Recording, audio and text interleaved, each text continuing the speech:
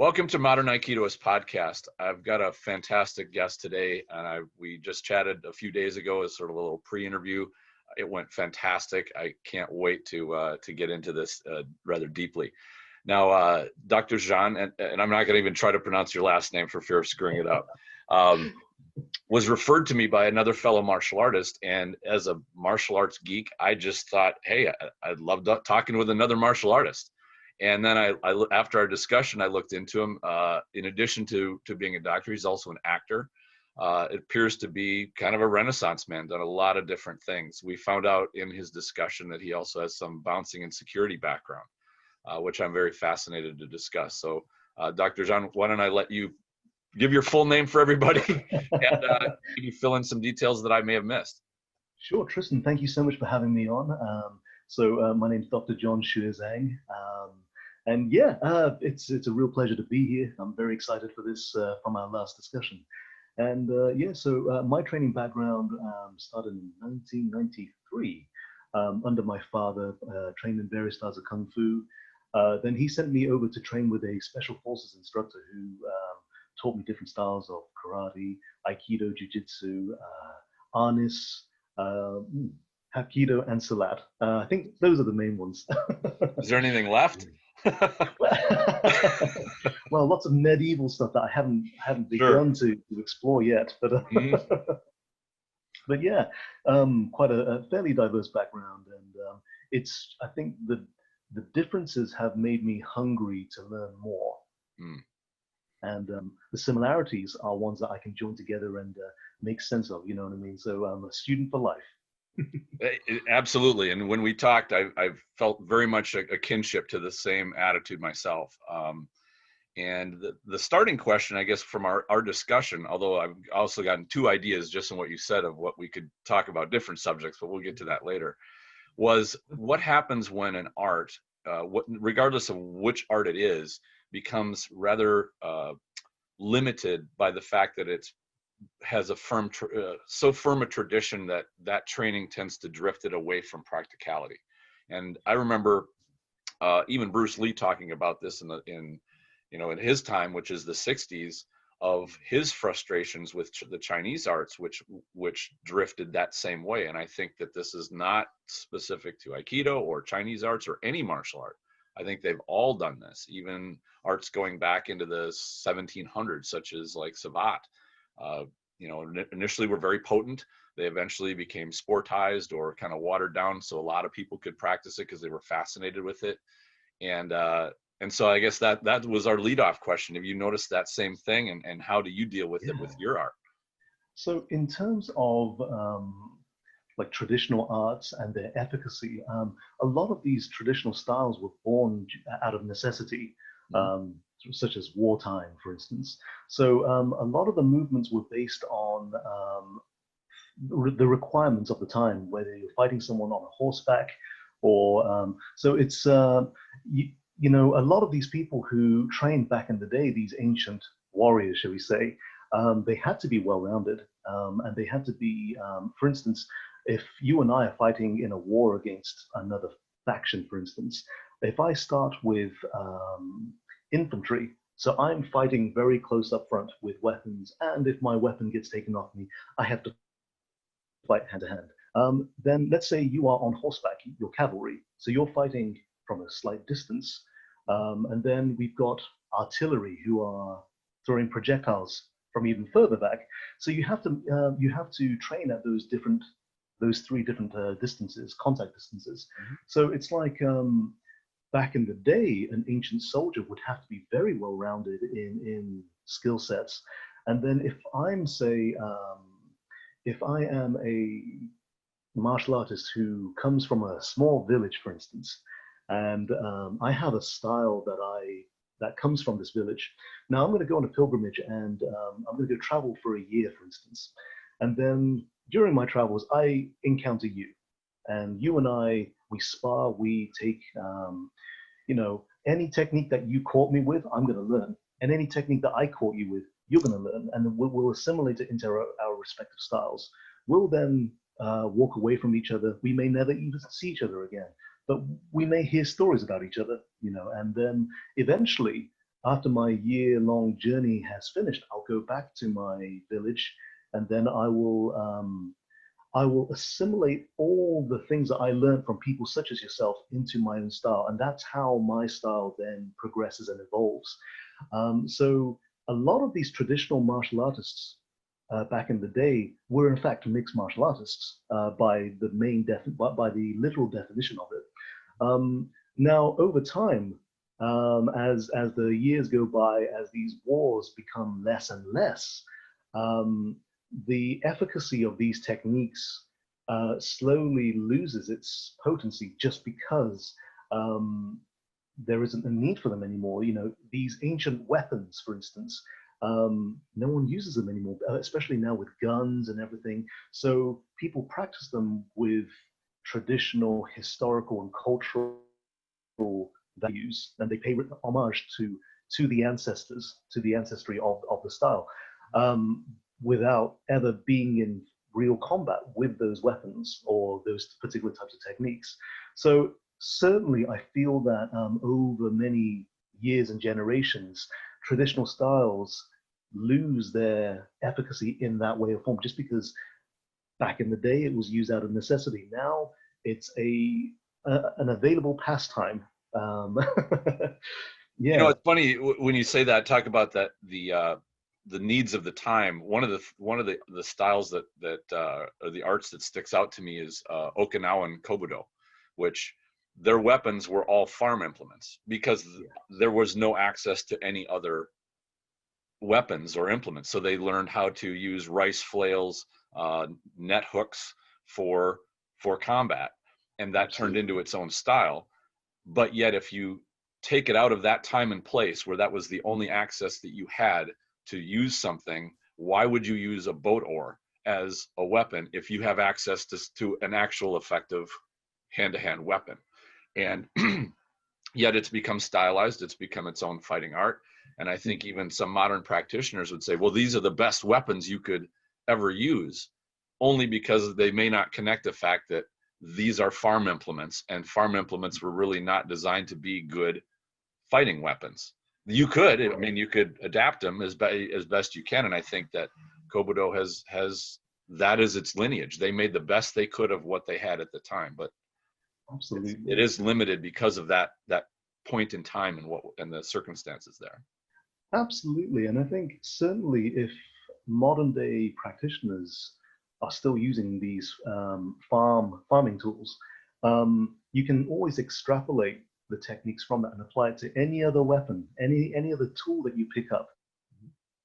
So I think certainly there's a lot of versatility, which is why, say, Jackie Chan films are very popular, because he's so versatile and creative. And I think a lot of it is down to our own imagination, how we can use this weapon in a way that would not be traditionally used. Say, for instance, I think with the rice flail, for instance, I mean, Bruce Lee, enough said, right? Yeah. And I did read that he said of it, he hated that thing. He said it was just not as good as he was with it. And I think that, you know, he was amazing in many things, but you know, he said it's just, I would call it, he didn't say this, I would call it a user vindictive weapon. It's just as dangerous, if not more dangerous to you than it is to the other person. And in fact, there's a story, I'm kind of a student of medieval history as well. And there's a story of I think it was an Austrian prince in the Middle Ages, somewhere around 1400, 1500. He was blind, but he insisted on going into battle. And so he got on his horse. He had a pole flail. So it was imagine a nunchuck with one of the sticks was about 4 feet long. And of course, being in Western Europe, it wasn't little. It was a thick, heavy wood flail. And because he was blind, he couldn't see. He took 6 squires on horses around him to lead him into battle. He killed all 6 of his squires, all 6 of their horses, and his own horse before he was finally captured. Oh my goodness. I mean, a flail is a terrible weapon. I shouldn't say terrible. It's amazingly effective, but it's extremely dangerous. Absolutely, yeah. And you know, anybody you can flourish them around, and they're a little dangerous. But when you hit something and it bounces, it's probably going to bounce right back at you. So true.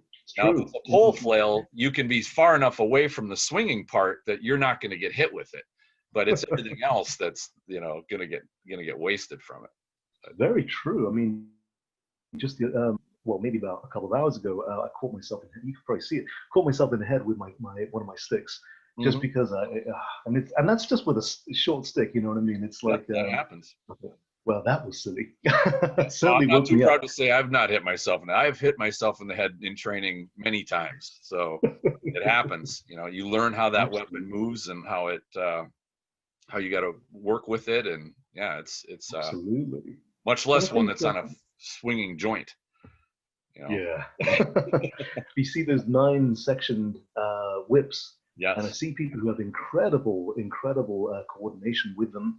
And though it's like when you see them practicing by themselves, they're amazing, absolutely amazing. I'd like to see them actually use it.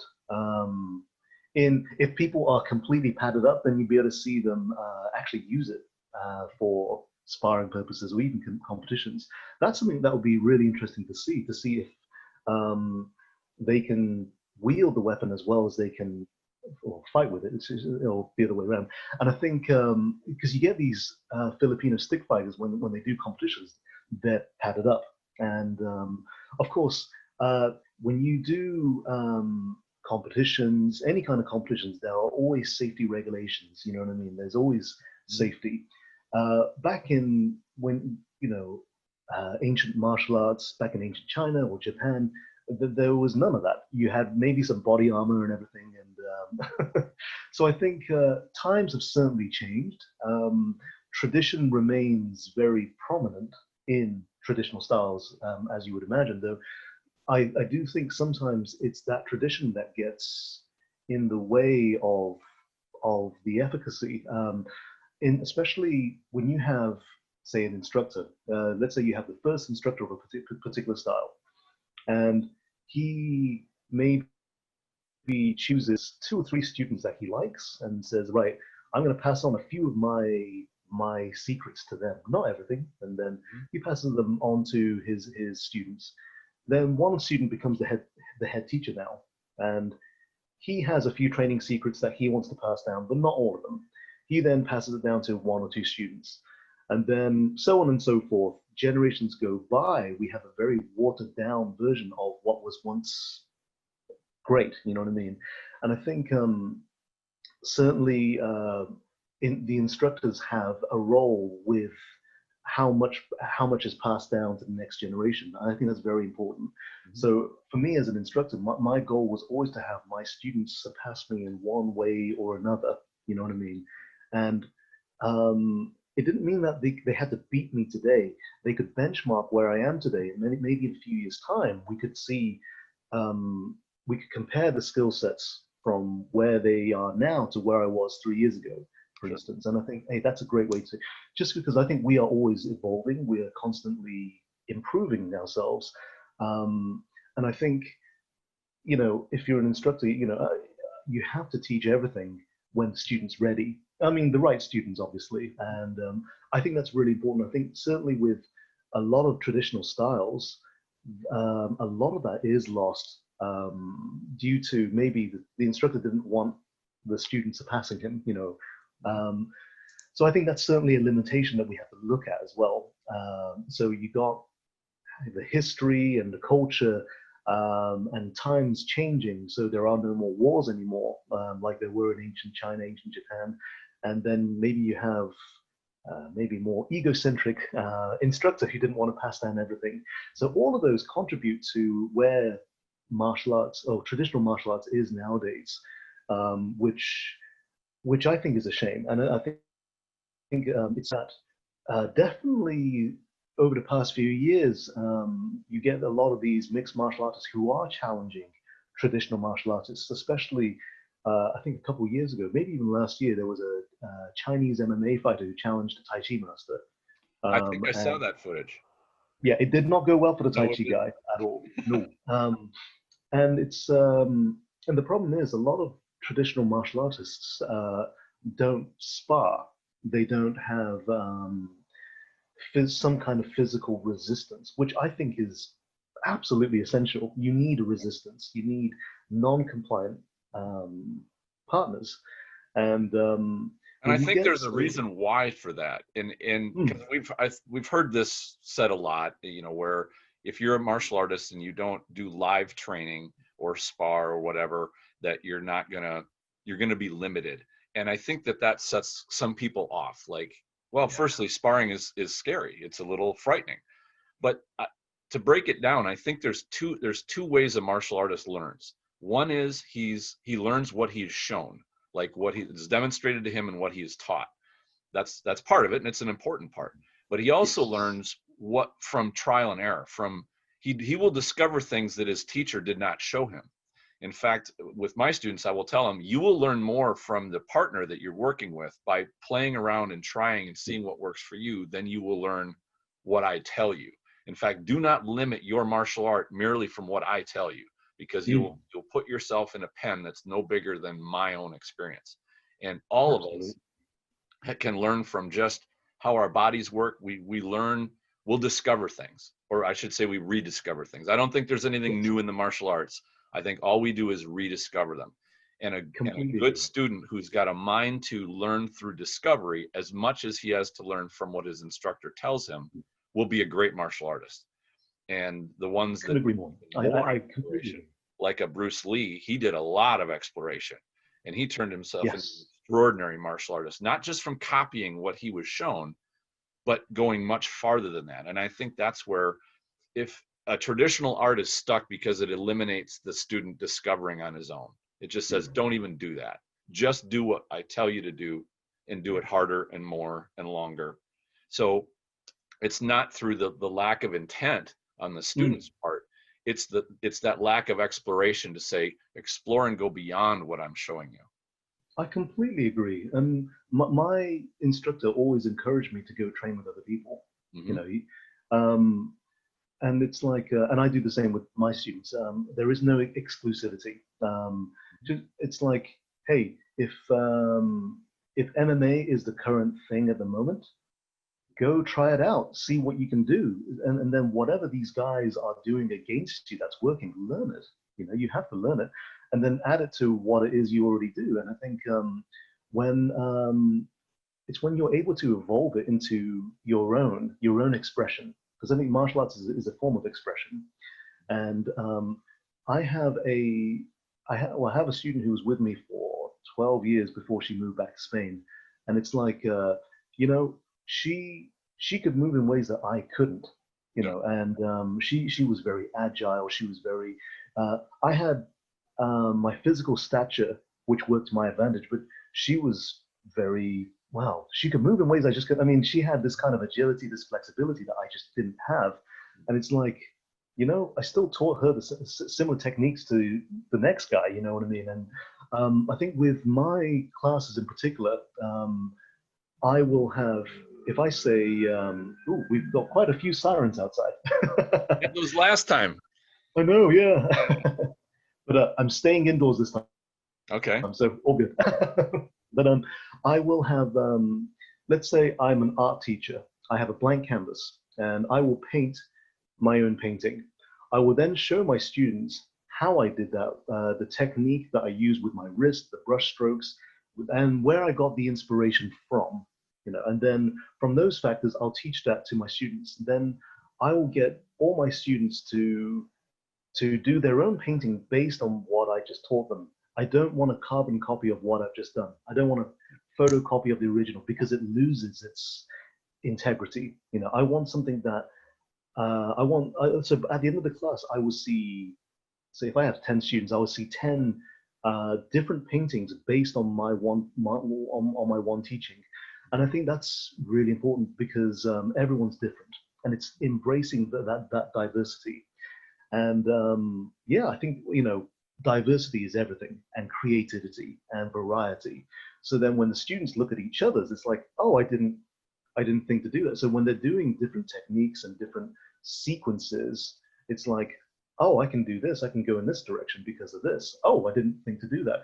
And sometimes, you know, when I get my students doing their own free form sparring and everything, when it's like sometimes I see things I thought, oh, wow, that was really cool. I definitely couldn't do it as well as they did it. It's and I'm honest enough to admit that, but it's like, and I think it's important that where you have you see something that inspires. It's like, oh wow, I really like that. It's like when I go onto YouTube and I watch different styles and everything. Sometimes I see things I thought, wow, oh my goodness, I never thought to do something in that way. Okay, let's see if I can do it. And then I realized that I can't. So then I've just learned something new. I've learned my way of being able to compensate for what I can't do, and eventually I'll be learn that one technique, and so on and so forth. And so it's a very progressive journey, but I think it's well worth it. And I think nobody's ever excellent on day one. It's so I think when you get martial artists now, traditional martial artists in particular, a lot of them don't really get really, really, really good until many, many, many years on. You know what I mean? It's like, and it's like when you have a Thai boxer, for instance, or a boxer whose aim is just to punch you in the face or drop you with a leg kick. When you do, say, when you do traditional kung fu or something, it can take years and years and years for your body and your mind to be conditioned to those types of movements to be able to acclimatize to a modern day fighter. I mean, it is a lifestyle at the end of the day, though. Yeah, I think at the end of the day, it's just about being open-minded to the many possibilities, the many opportunities that are out there currently.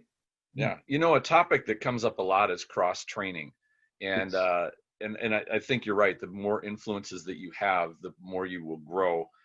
But I don't think a group needs to limit itself to, or a martial artist needs to think of, well, I'm here at my home dojo. I listen to my one teacher, and I need to go find I need to go find another teacher or another teacher. You can actually have, and I did an episode on this a while back on how to build a talent hotbed, which even within a dojo, if you had a group of people that all embraced learning kind of from trial and error as much as learning from their instructor, they will discover things that will work. I've actually had students who I've watched succeed with something that they just discovered and said, you know what, let's do a class on that because you've done this really well. Why don't you share how you make this work? So you can take a group, even without having to go out to other dojos or other groups. You can make yourself better by creating an atmosphere in your group that is conducive to learning through discovery, as long as the instructor has got an open enough mind and is not limited by his ego, the learning of those students to just what he teaches them. Completely agree. And it's great when you can bring other influences in, and I've done that too. I've invited instructors to come in. I will almost kick my students out and say, go learn from other people, go to seminars, visit other dojos.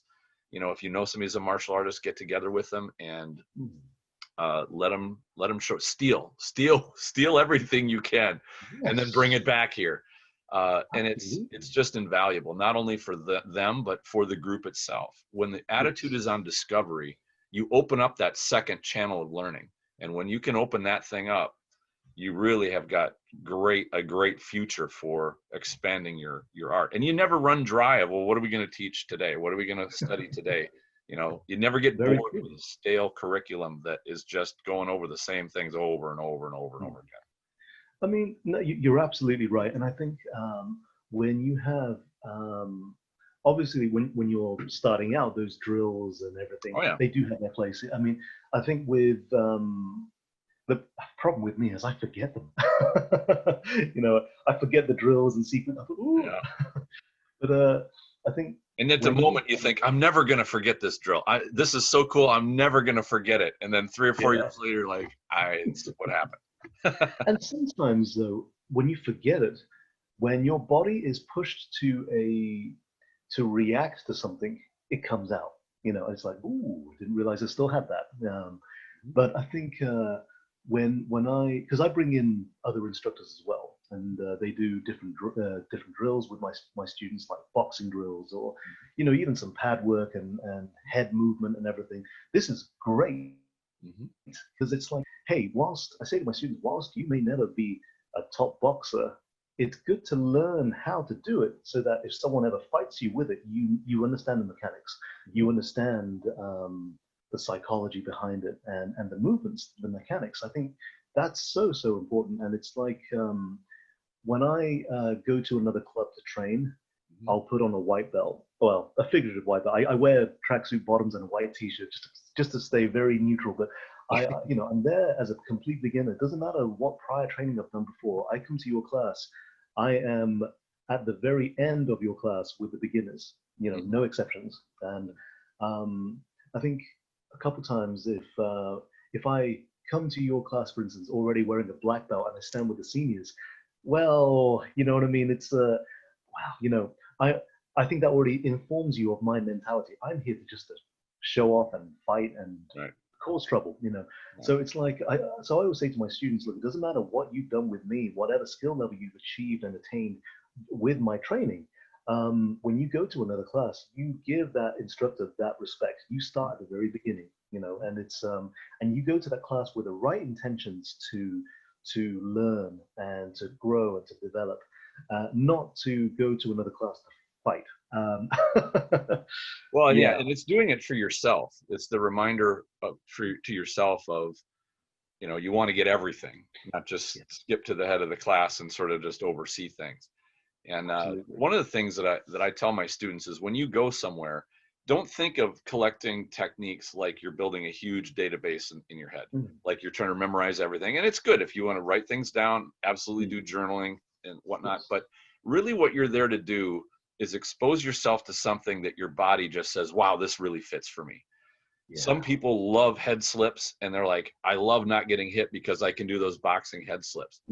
Other people like, this just doesn't feel right to me, or something. You find what fits. And what I found is over the years, your body, like you said, it's in there. It just absorbs. Yeah. And if your body likes it and it goes, I can use this, I know how this technique works, it just seems to click for me, then just expose yourself to as many different sources as you can and find out where your style starts to solidify, it starts to grow, because it's built on foundations that fit your body really well and your mentality very well. Completely agree. And it's like every advanced technique that seems impractical, within reason, any technique that seems this, you could never do that. I always think, actually keep an open mind. Everything that I can do now seemed impossible when I first started out. You know what I mean? And then as my skill set continued to develop over the years, I found that all the advanced stuff I was slowly being able to apply, slowly. And I'm still learning now. There are still things that I wish I could do. And I think, right, it's like, for sure, when you've got, when people say, yeah, no, that I'll just stick to the basics. I'm like, okay, yeah, fine. But one of these days, those basics aren't going to save you. I think it's important to learn everything, and eventually you'll find, I mean, every technique, within reason, every technique will work if you do it at the right time, if the conditions are right for it. So when people say to me, oh, this kata or this form doesn't work, I said, those techniques in those forms only works if the conditions are right for it. You need to determine, you need to be a good judge of character and determine when the conditions are right for that one technique. It's like, I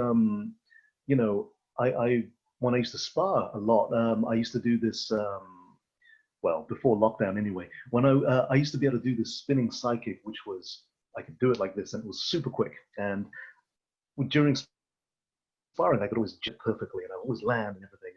And years ago, I had a confrontation on the street when this was before camera phones was a thing, which is great. Because definitely this would have been on YouTube and I would have got trashed for it. But so the conditions seemed right. And but it was obscured by my eagerness to do this one spinning psychic. And I did the spinning psychic and I missed. And yeah, anyway, I came out on top of this fight at the very end, which is great. But I will always be, in my heart, I will always be that one guy who missed that spinning psychic. I should have got him with it. And I was just too eager to do it. The conditions were favorable. It was just my eagerness that was that killed it for me. And you know, even though I won, the people who were there watching that fight will always remember me to be that guy who missed that spinning psychic. So it's Well, and from the reality standpoint, we know one mistake could be the difference between victory and defeat. And absolutely, you know, when the fight goes real, and we talked about this a little on our pre-interview, yes. is that you can't afford mistakes. You know, in a competition fight, one mistake could be a defeat, but a defeat is just, you know, a D. Whereas you lose for real, and it could be your life. So Yeah, that it's zone so, is so gets really true. narrow because you're never sure. In fact, I wanted to, maybe this is a good chance to bring in your some of your bouncing and security background Mm, as well, because obviously you had a chance to try your martial art for real on the job. mm, And you know what I wanted to discuss was the difference between looking at martial arts and a study from a pure physical standpoint to then putting into how do you read pre-fight cues or pre-attack yes, cues, read body language, and then the physical aspects. What do you choose not to do because of the environment yes. that you need to be in? So maybe we could talk about that a little bit. Yeah, yeah. I mean, it's like so. Generally, I'll break martial arts down into three categories, which is fighting, performance, and health.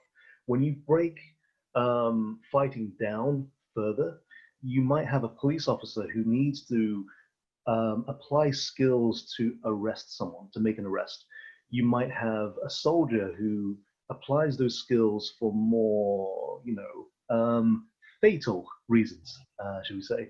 Then you might have a security guard, for instance, who is just trying to restrain someone. Or so you've got three different types of occupations which require different types of skill sets. To be honest, I think it's important to be proficient in all of them, but And and that just remarkably takes different time. skill sets.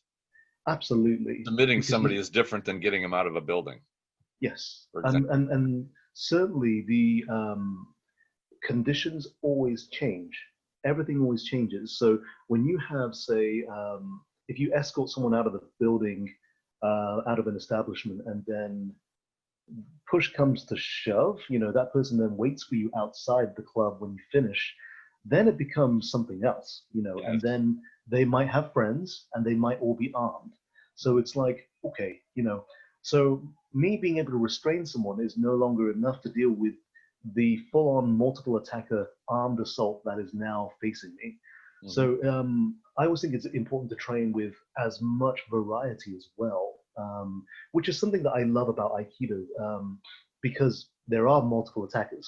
And when I was, if there was a big fight that broke out, for instance, my footwork and the way I moved always had a lot of Aikido to it, which is something that I found immensely useful. It's like if it was one on one, I could use other things. I could use other things, but if it was multiple attackers, suddenly you're dodging punches left, right, center, and it's you got people coming at you, and when you've got three or four guys coming at you at once, you can always count that it's never going to be completely coordinated on their part, which is great. Right. But oh, it's great. But it's like, especially what's on the ground, is there broken glass? Is it slippery? Mhm. All these things that we have to take into account. So awareness is something that I drill into everything. I think it's so important because um, it could avoid many situations. When you see a situation that is building up, or when you have, or even when you're reading body language. I mean, to this day, I still think one of the worst parts, maybe even the worst part of any confrontation, is when the fight may or may not happen. It's Yep. if you and I are squaring off, Mhm. I might say something unsavory towards you. You might say something back. Now there is always that uncertainty. Wait, is this guy going to fight me or not? Mhm. Is this going to happen? And when someone throws the first punch, fine, great. At least I know now. I know where we stand with each other. Mhm. But the toughest fight is the one that we never see coming. Right. So I can train for a month, 2 months for a competition. Great.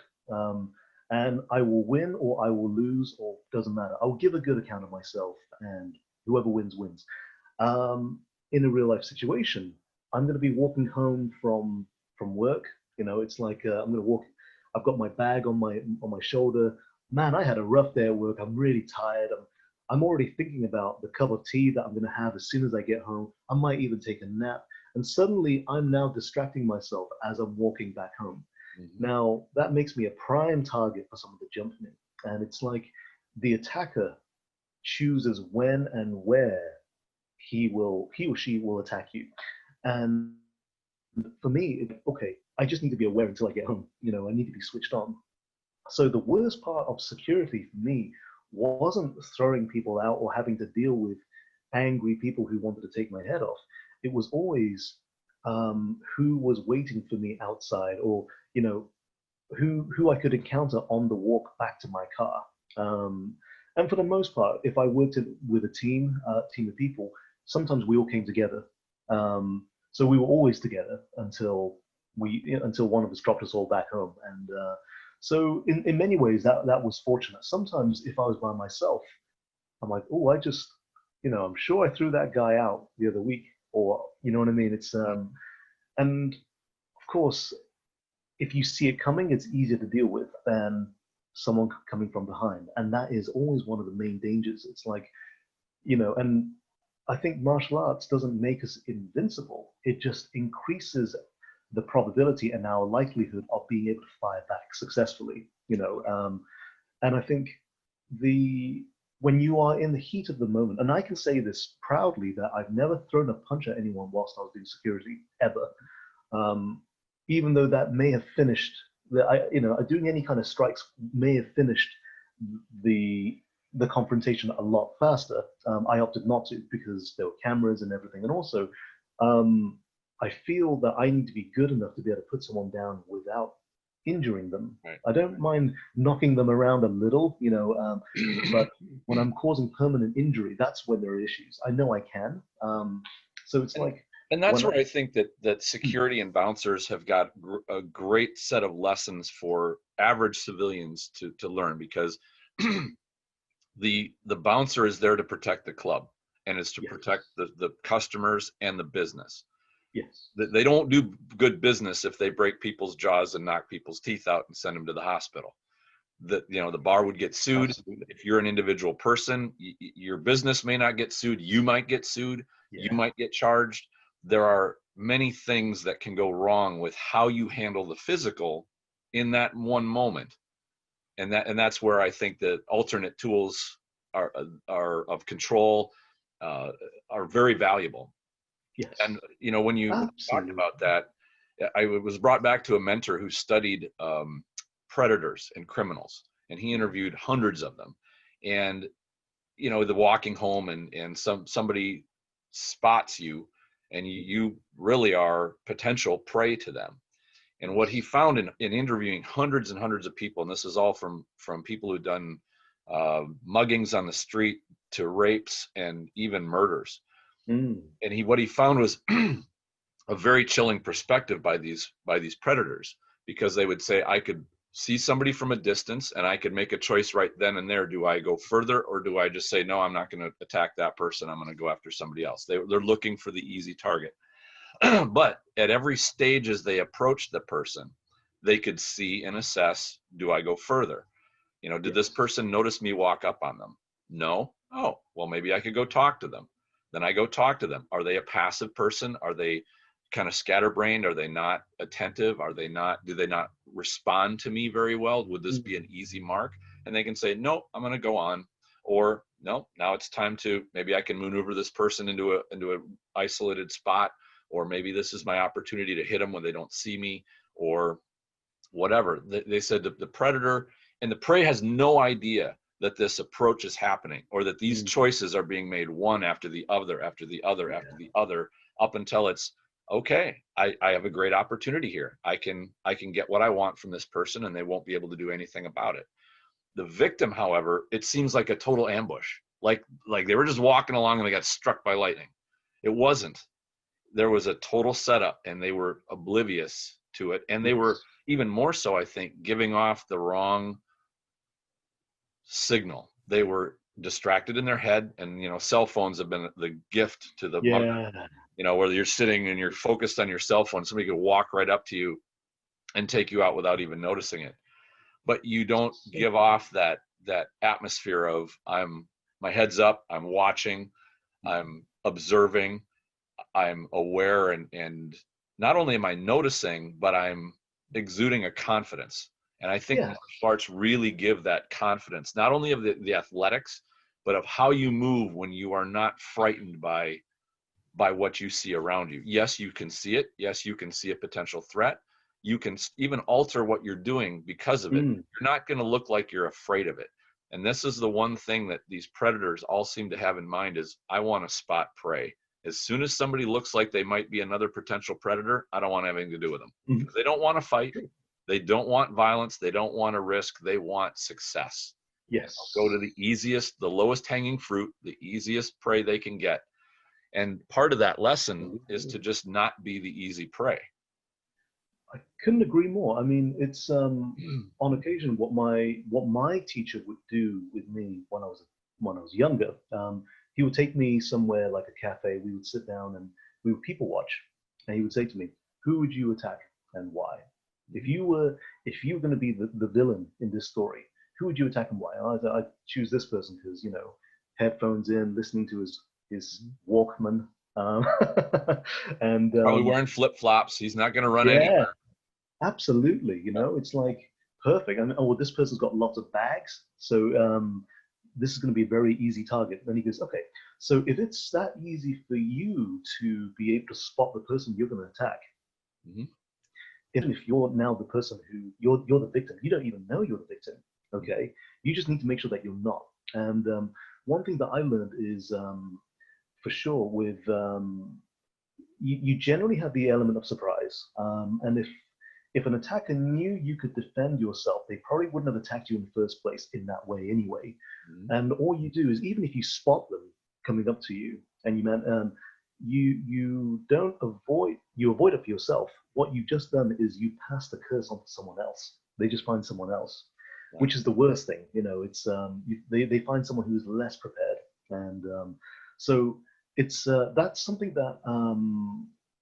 That's something a couple times I know for sure that I've avoided potential confrontations just because I managed to spot someone, and all I did there was it just meant that they picked on someone else.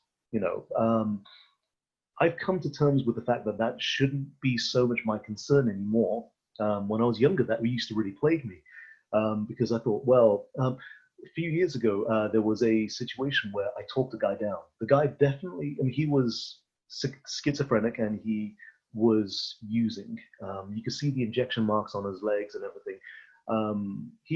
When I walked out to talk to him, everyone else stepped back and took their phones out and started recording. I thought, great.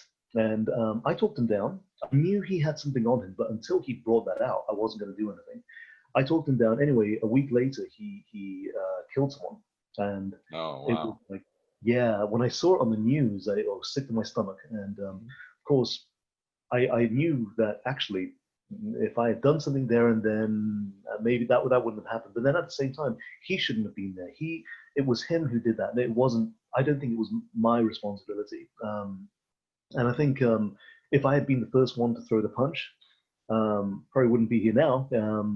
I think, yeah, especially if the person has a mental health condition, you know, that's not good either, you know, because they're not always in control of what they're doing at the time, especially if they're using some kind of substance. And when I was doing security, there were people who would, obviously you vet them before they come in, but sometimes they be doing things in the toilet and then you have to go and deal with them. And, you know, depending on what they're using, sometimes they become very belligerent and very difficult to remove. And it's like, if it was a punch up, you know, if I'm allowed to use it, unrestricted warfare or whatever, getting them out would be easy. But, you know, the long-term ramifications and consequences is a legal battle that I wouldn't want to get into if the guy presses charges. So it's, and I think that's what's so important about martial arts. It's self-control, you know. So whenever anyone said anything to me that was offensive, I never took it to heart. I didn't really care. It's like never the hill I want to die on. They can Right. say what they want about my mother and everything. They don't know my mother. She's a great person. So it's like I was always very just level-headed. Nothing ever got to me because they're only saying this because I ejected them or I refused them entry, or it's Or trying to and it's provoke you. yeah, And that's and a wise man does not allow himself to be provoked. And this is one absolutely. trait that I love about the security. And I've worked some security, done some bouncing, is you Hmm, never let yourself get provoked, because that's a absolutely. manipulation. And Yeah. you will And I think poorly when you allow yourself to be manipulated by somebody. absolutely. I think if you're easily manipulated, you could be the best fighter. And if you're manipulated in that way, it's like, hmm. And And and I've it's not found what you that want. It's not street what you want to thugs do. can be easily underestimated for how well they can manipulate somebody into a situation that is bad for them and good for the attacker. Like Hmm, they'll draw them into a place where it's like a checkmate, yeah. and they're pretty cunning about it because they practice it. These are Right. kind of like psychopaths to a certain degree, where they want to get in fights. They want to win them. They want to make sure by the time it starts, they've put every advantage in their hand, and you have none or very little. Absolutely. Um, Especially when the cameras come out and everyone's filming it, and not with the intent of evidence, but with the intent of all the likes and follows and shares that they might get from it, which, isn't, I think this day and age, this generation's really bad for yeah. that. Well, I think it's our generation's version of the Roman plebeians, where they were Right. drawn to the Colosseum. They loved the violence. They wanted to see the spectacle. And I think now it's the Colosseum is, you could walk around a street corner and see, oh, here it is. Here's the spectacle. I want to get it. I want to get a video of it. Um, Absolutely. there's And there's that part of humanity that's a little bloodthirsty, that likes that sort of stuff. it's Um, very true, it's very, very true. And unfortunately, what those people never realize is, after you post that video on Facebook or YouTube or wherever, the person who is in the people who are involved in those videos have to live through that. You know what I mean? It's like, this is now, I mean, through maybe, I mean, of course, I'm not saying that they don't have responsibility for that, but, everyone's accountable for what they do. mhm. Though it's like, that's on record now. Everyone's seen it. It's, and sometimes people might say things that they wouldn't say if they were calm. You know what I mean? It's like they might say things that are non-politically correct, shall we say? And now, obviously, if they were calm, they wouldn't have said those things. So normally, if I have an argument with someone, I say I very rarely argue with people, but if I have an argument with someone, I'll walk away thinking, God, I really wish I didn't say that. Once I cool down, I really wish I didn't say that. And if I was calm, I wouldn't have said any of those things. Mhm. So I'm thinking, why can't I be calm all the time? Why did I let that take that to heart? It's like, and that was not them making me angry. I let that happen. I compromised, and I think as a martial artist, it's a lot of the important skills are not physical. A lot of the skills are very much, honor, respect, and control over yourself. That's so important, So, whether it's control of I regard my mind to be like the driver of the car. The car might be a Lamborghini, but if the driver's drunk, you know, It doesn't matter if it's a Lamborghini or a Yugo. If the driver's drunk, it's not going to drive well, and it's probably going to absolutely, hurt somebody. Um, yeah, yeah. absolutely. So it's always about your frame of mind, And I think anytime that I ever right before doing a shift, I would always meditate. Anytime I'm about to make a decision, I will meditate, even if it's for a few seconds, because I want to make that decision Mhm. with a clear mind. I don't want anything. I don't want to make a decision based on a feeling that was temporary. And I said this before. You never want to create a permanent set of circumstances where you are temporarily angry. So it's like if you and I are arguing, for instance, and you hit me in the face and you knock me out because of reasons, it might feel really good there and then. Afterwards, it's like, ooh, yeah, maybe you should have done that. Yeah, that's it. Yeah. Yeah, and how this relates, I think, to training is, the realms that I break martial artists into generally are the academic, like those who studied heavy traditional arts. Then the sport fighters is the second one, and the third is the reality. People deal with real violence where it's not structured, and I think that's got a lot of challenge because of what you talked about earlier. The environment could be different. You could be dealing with, you don't know who you're dealing with. In a sport fight, you're probably going to be dealing with somebody around your skill level, who's got around your body weight size. It's probably only going to be one person. You know who it is in advance. You don't know any of that in an ambush or in a live type situation. You don't know if there's multiple people. You don't know if there are weapons involved. You don't even know what skill level this other person is. He could be incredibly dangerous, and and you won't know. Are you going to get kicks? Are you going to get chokes? Are you going to get punches? Are you going to get tackles and takedowns? Or are you going to get a gun pulled on you? You have no clue. It's so true. It's like, and even if you successfully fight this person off and you win, chances are that person has friends and they'll come back for you. And the more you fight, the less peace you have. And I think it's a lose-lose situation. Like you could win one fight, feel pretty good about yourself, and then you're fighting all the time when they have friends, especially with gang violence. And progressively, there are more people, and they are armed, and they all have intent not to kill, but to maim and leave you there so that you live with those injuries. Yeah, it's bad. It's like so it's like I've been slashed, never stabbed, touch wood. And it's like when your heart is beating as well, it's oh, yeah. So it's like, I think the person who is least skilled with a weapon can cause a maximum amount of damage. Absolutely. We have to be very realistic with that. It's like there are so many variables, and like years ago, I had a guy who, he was one of my friends. We used to knock around in town together, and he did Brazilian Jiu-Jitsu, and really good, really good. He got himself into a scuffle, and he took this guy to the ground and cracked his own kneecap on the concrete. And okay. Yeah. Then he started doing a bit of ground and pound. Then he did a really nice armbar. But as he dropped back, he caught his head against the curb of the road. And it was, so he was worse off than the guy he was fighting. And it wasn't his fault. It was just because he trained on mats all the time. And then the guy whose arm he had, his friend started coming over and kicking my friend. Then I thought I should probably do something.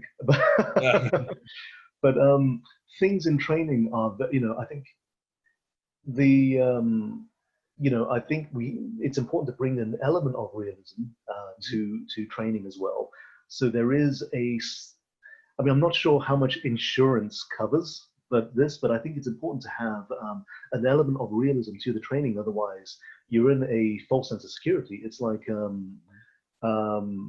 lot of people have never taken a punch to the face before, and it's not quite like a video game where you get punched and your energy bar goes down a little.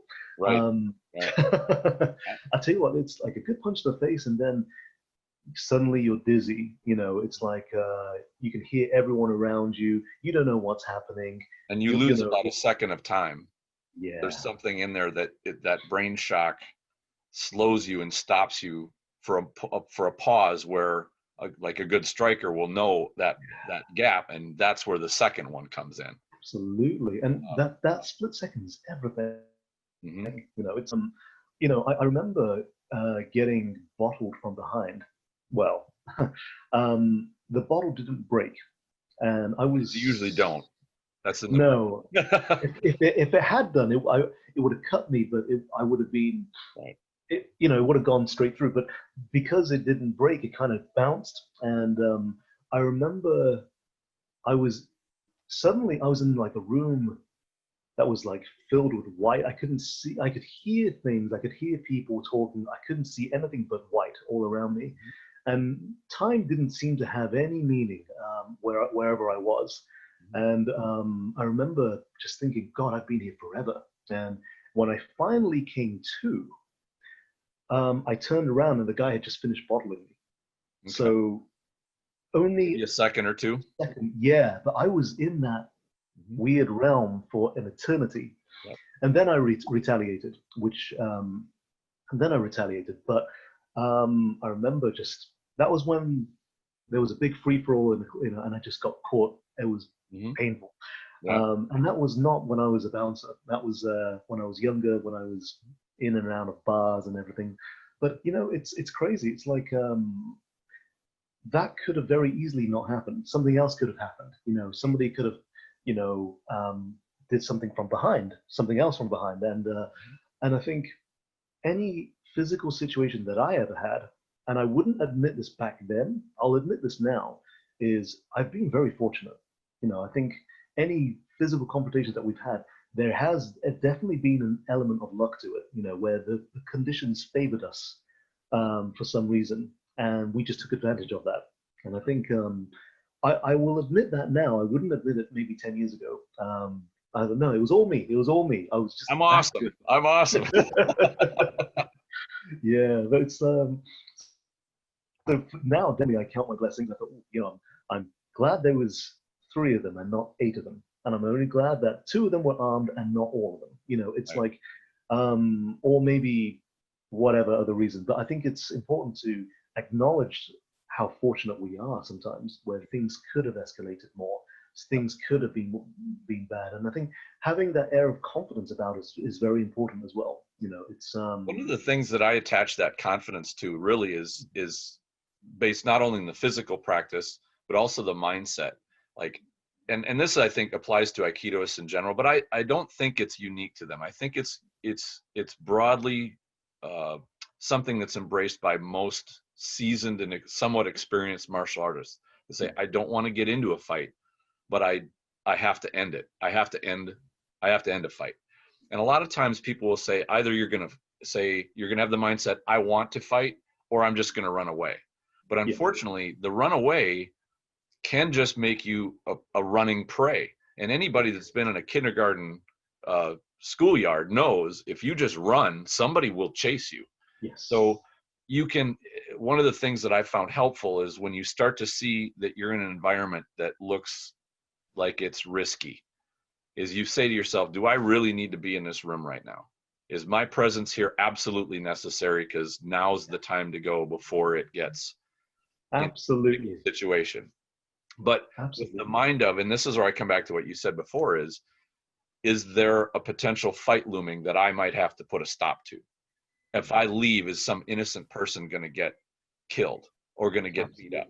So I think there are times when there's a greater obligation than merely our own self at play. And that's a big moral question. And I suppose we could do a whole talk on that morality part. But that could be whether you're with somebody that if you leave, run, are they going to get beat up? Are you leaving your own friends at a party or in a bar where you won't be there to help them? Now you could say, hey, listen, I don't need to be here. You don't need to be here. We should all leave. You could have the awareness and the strategy for your group that doesn't have any of that. And you could wind up saving them by saying, hey, how about we go drink somewhere else? Let's go. Absolutely. It's better us for be somewhere else. But when that time comes, to me, when the things start to get to that, this could go physical or they do, my goal is I got to put an end to the violence part. I'm not going to be the one that starts it, but I'm going to make sure that it doesn't hurt anybody. Yes. And that's only if I didn't spot it early enough to leave. To avoid it. You really want to avoid it. But I'm at the same point you are. I'm older, and when I was younger, it's like I need to save my skin. I need to save, my close friends, but the more I had experience with violence, the more I realized, there's a little more to it than just I need to run. For one thing, you're assuming you're faster than the person, the attackers, and that you're going to get away because I would personally would rather face an opponent or an attacker when I'm fresh and I haven't just Yes. run a 100-yard dash and now I'm puffing wind. You're right. I mean, it's like a couple times I have been in a situation where I had to run, and then I was back in square one minus the stamina with all the adrenaline pumping through me, and now I've got an opponent behind guys. Yeah, and it's like now I've got these guys who've caught up to me who probably were fitter than me anyway for some reason, and now it's like okay, and they've got safety in numbers as well. Now I've got to face them as a group because they managed to catch up to me. It's like, well, I thought if I just faced them there and then, maybe I would have stood more of a chance. And it's I mean, then you do silly. It's like I ran into a residential area and there was some big bins because the next day it was going to be bin day, so I think they call them garbage men. I remember just opening these bags and sort of throwing really gross stuff at them, and who wants to touch me after that? You know what I mean? It's like crisis averted. Hey, great. I mean, I had to deal with them one by one later down the line, but at least I was okay. I was 16 at the time. You know what I mean? It's like I thought the only way for me to avoid this fight right now is to throw whatever in these bags that people have thrown out, and it was gross. But and I do think when you run, it's like, well, do you have someone with you? It's like, and I think when a situation kicks off, my main concern is whoever I'm with. Am I involved with this altercation? I am not. Okay. And neither is the person I'm with. Hey, let's go. You are my top priority. You and I should just leave now. And I think when you have, I've definitely been on that side of things where I was with someone and a fight kicked off and I just got stuck in, which when I was younger was a cool thing to do. And then looking back now, that was foolish because I was that person's lift home. And if, and I was the sober one. That's the thing. I was the sober one, and I'm still the one who decided, you know what, I'm going to get stuck in anyway. And it's like now, it's like, oh, God, it's so pointless. All of that was pointless. All of that could have been avoided. And I think when I was engaging myself in that, I left that person by themselves. Which is where other danger could have happened. So now it's like it's been a learning experience. Now it's like whoever I'm with, you are my priority, especially if you're not trained. You are my priority. My priority is to get you back home safely, and then whatever happens here in this establishment happens. So long as the only person that I managed to help was the person I'm with, hey, that's okay. It's well to a certain degree. I mean, every situation is different, but I think we need to be a good judge of the situation, judge of character, and read the situation as well as possible. And we can only do that when we're calm. You know what I mean? Right. It's like, so I think it's important to stay calm, harmonize with the situation, see what's happening. Right, okay, this is not a battle that I can win. You know what I mean? And I'm with someone already. Let's get them out. That's the most important thing. And I think priorities are, it's like if, as a martial artist, I want to improve. If I'm going to get stuck into this non-related street fight that had nothing to do with me, that's not the way to do it. Absolutely not. Yeah. Exactly. And, these things are tough to train because the environment's so different. Reading people is so different. I've seen simulators or people try to do simulations, whether they're police officers and stuff, where they try to say, okay, well, I'll be the bad guy. And well, they need to be really good actors to do that. And most people are not. But you're also reading things that are like, how are they dressed? What do they look like they're armed with? What is their intent and attitude? And that is really hard to simulate in any kind of a training environment. But it is so profound where, when you are in that real situation, and people that are in bouncing and in the bar environment where they see a lot of people, reading people and watching their intent is great lessons for how to get somebody, be able to read what their mindset is. And there's some people Yes. that are, lifelong or have, decade more career in bouncing, where they can see whether somebody walks in the Yeah. door, are they here to have a drink and a good time, or are they here to cause trouble? And they are like they might as They well know. person might have a light over their head says, I'm trouble. And a normal person would look at them and go like, it's just a person walking into the room. Like what's there? And Um, so I think the more experienced you are, the better you are able to read that. I think one thing I used to do before any shift was see if there was a football game on, or and to see which side won and which side was more likely to come here. If both sides are coming to this establishment, we got a fight on our hands. right. So it's like, maybe I'll pre-warn the police first, say, hey, look, and they're going to be busy anyway with Mhm. Friday night stuff anyway. But I think when you've got that sixth sense as well, you know what I mean? It's some people say, oh, like 9 times out of 10, I can tell if this guy's going to hit me. I'm like, that's really good, but that's say that's 90 out of 100 times. That's still 10 times you got caught out, Right. And so it's still, I mean, everything is subject to change. There's so many variables. How you might be feeling that day might throw off your sense as well. Mhm. And what I do with my students is I will I'll tell one of them to get from A to B, and they are with another student, and that other student can't fight. Okay, they can't Okay. do anything. And I'll say to the other students, right, okay, so I'll get the two that I've selected to turn around. I'll say to the other students, right, I'm going to pick one or two of you, and then you two are going to be the ones attack them. Okay.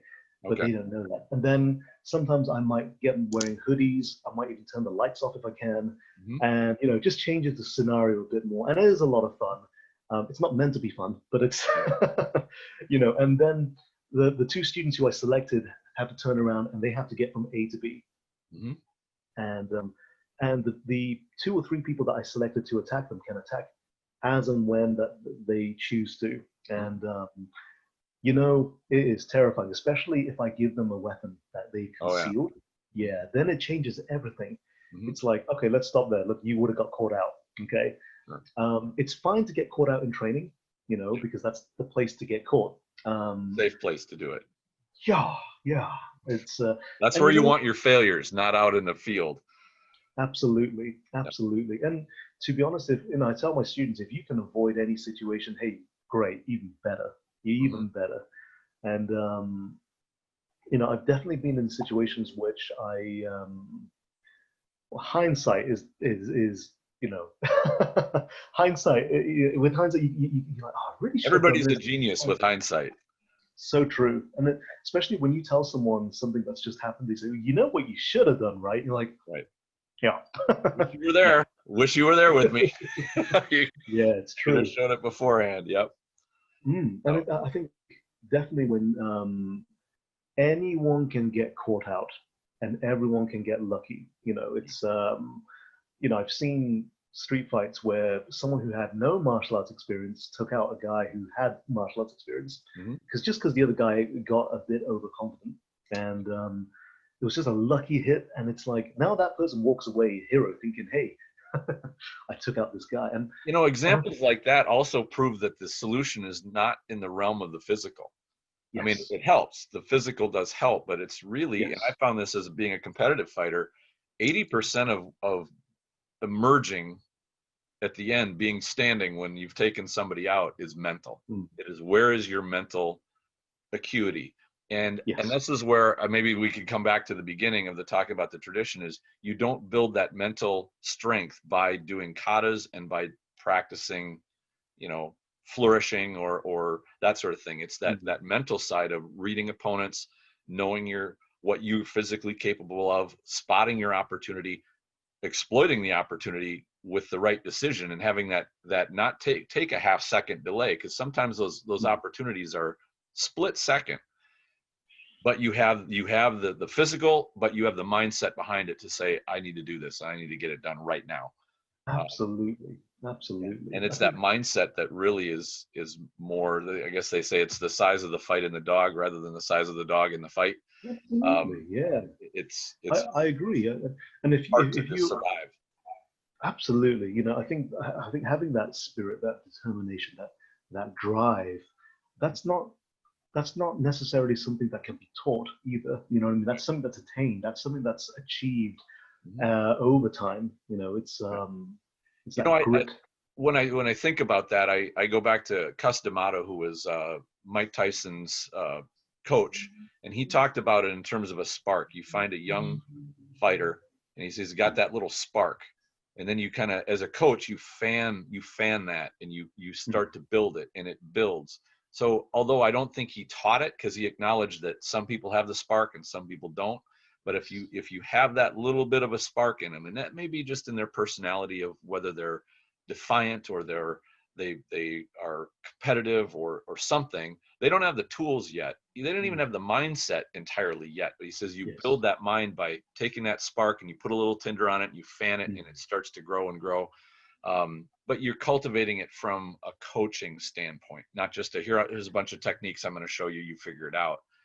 And that's where I admire coaches who can take a young mind that wants to grow, and they grow the physical, but they integrate the mind development with it, like those two together, and then the spirit becomes, that's the underlying part that allows those two realms to work together. Because without the spirit and the heart underneath, to me that's the spark. When he talked about the spark, I think that's the spirit within us. Yeah, If someone has I agree. a spirit to be docile, there's no amount of technique or no amount of hours in the dojo that's going to make them dangerous, or they're going to be able to survive Yeah, a high intensity situation. Now, as a coach, absolutely. I like the stress inoculation approach, where you slowly get people more used to higher and higher levels of intensity, so they become confident. It's like, Yes. oh, I can deal with a level 2. Let's try a level 3, and then like, oh my God, that's totally scary. And then a month or two later, like, this is too easy. Now we got to go to Yeah. level 4. You do it safely. You don't want anybody in ICU or getting teeth knocked out, but you want them to say, oh, all right, we're seeing level 8 and 9. I've seen this before. I've been somewhere close to this, rather than Nice. going, oh my God, this is so far beyond anything I've ever experienced. Then you get the Absolutely. brain freeze and they lock up, or they just panic or shut down. So true. It's so true. I mean, I think especially when you have I've been with people who were very good in training Hmm. and they did freeze up in real life. You know, and it's very normal. It is very It normal, is. and I think it's so good to acclimatize ourselves to that kind of pressure. It's like when I'm training, say, athletes who are going to compete in a martial arts battle of some sort. Um, it's like they will, if it's for competitions, when they're training, I'll put on crowd noises. You Mhm. know, it's like in the background, so Yep. that they're used to that. They're used to people hearing that. You know, Mhm. and I think when you are able to acclimatize Mhm. to that pressure as well, and it increases the likelihood of your performance should you ever have to do it Mhm. in real life. Obviously, it's like we would say, fight only if you have to. Yeah, and I think I also think it's time of day as well. My personal philosophy is that I train when I don't want to, so that I can fight when I have to. Right. So my training comes at horrendous hours of the morning. If I like this morning, it was so warm, so I went downstairs to get the fan, bring it upstairs. Okay, I'm awake now. Let's see what I can do, Mhm. and I can move fairly okay. I'm gonna say fairly okay. It's not great, Mhm. but okay. Is that good enough to be able to fend something off from previous experience? Maybe, maybe not. But yeah, it's like if I'm able to move at 3 in the morning, 2 in the morning, then when I'm absolutely prepared, when I'm wide awake, I'll be fine. It's like and my balance at that time in the morning isn't great either. But it's those are things that I had to build up to. I couldn't just jump straight into it. It's yeah, just like when I train on my Bob bag downstairs, I give him a hoodie. I change his clothing every now and again so that I have something different to look at. It's Right. especially if I wear it, give him a black hoodie. I turn off the lights. Now I can't see anything. Mhm. Like let's see how well I can acclimatize to that. And it's not my techniques that are at fault, it's my balance because I can't see. It's like, so what am I doing to address that? What am I doing to do this? And so, I think as martial artists, we'll never get bored. There's so much out there. Yeah, if you're bored, you're doing something wrong as Right. a practitioner. If your training is stale, there's so much out there to inject into it to make it fun Absolutely. and grow yourself in terms of that exposure. Completely agree. Well, we're a bit over an hour. I think this has been a great discussion. Was there anything you wanted to cover topic wise? I think we've covered quite a bit. I know we could just chat all day, judging from our last discussion. No, thank you so much for having me on. I mean, I've been really looking forward to this. Absolutely, me too. And Thank this you. is not disappointed. I've been really excited to do this chat. So, Dr. John, thank you very much for joining us. I'd love to have you back. I'm sure we'll be in contact going forward. So this has just been great, and I'd love to do it again. Absolutely, me too. Thank you so much for everything. I really appreciate you having me on. You bet. Take care and have a wonderful day. You too. Take care now. Thank you very much for watching and supporting this podcast. Enjoy your training.